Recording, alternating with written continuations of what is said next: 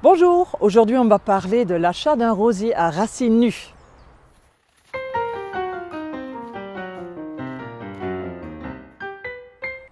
Bonjour et bienvenue. J'espère que vous avez bien commencé la nouvelle année et que vous avez eu aussi quelques journées tranquilles pour rêver à vos futurs massifs de rosiers. De novembre à mars, la plupart des rosiers sont en vente en racines nues.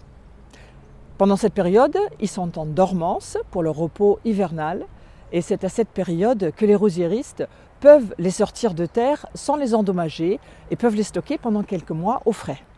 Jusque dans les années 50-60, les jardineries en libre-service qu'on connaît aujourd'hui n'existaient pas. On allait en pépinière acheter ses racines en racines nues et personne n'aurait pensé à acheter un rosier en dehors de sa période de repos pour le planter. Aujourd'hui, on a plus tendance à acheter et à planter des rosiers en conteneurs qui en plus sont disponibles toute l'année. Et j'avoue que quand on reçoit un rosier à racines nues, cela peut paraître bien étrange et faire peur si vous ne l'avez jamais fait avant.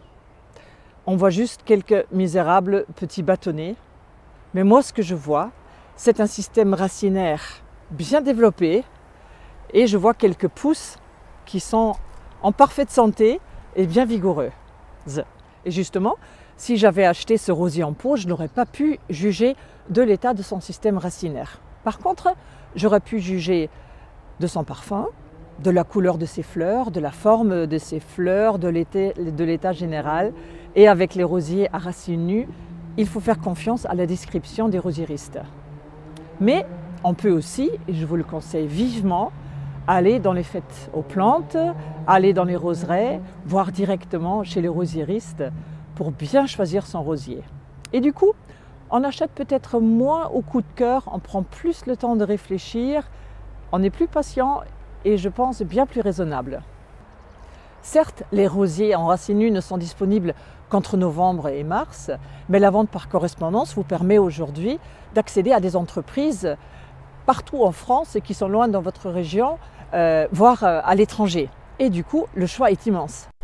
Contrairement aux rosiers en pot, vous ne devez pas traîner pour planter votre rosier à racines nues. Vous ne pouvez pas non plus le poser à de différents endroits dans votre jardin pour juger de son effet. Mais comme vous êtes patient et raisonnable, vous avez certainement déjà longuement réfléchi à son emplacement. Un autre grand avantage des rosiers vendus racines nues par rapport aux rosiers en conteneur est aussi leur prix qui est beaucoup plus faible. Cela peut être très intéressant quand vous avez un grand nombre de rosiers à planter. Ils sont vendus sans substrat, sans pot en plastique, prennent du coup moins de place et surtout pèsent beaucoup moins lourd au transport. Donc c'est un choix qui est plus écologique. Si vous avez toujours hésité à acheter un rosier en racines nues, tentez l'expérience en 2023. Vous avez 2 mois encore. Votre rosier va vite faire de nouvelles racines, de nouvelles pousses et vous aurez des fleurs dès cet été. C'est magique.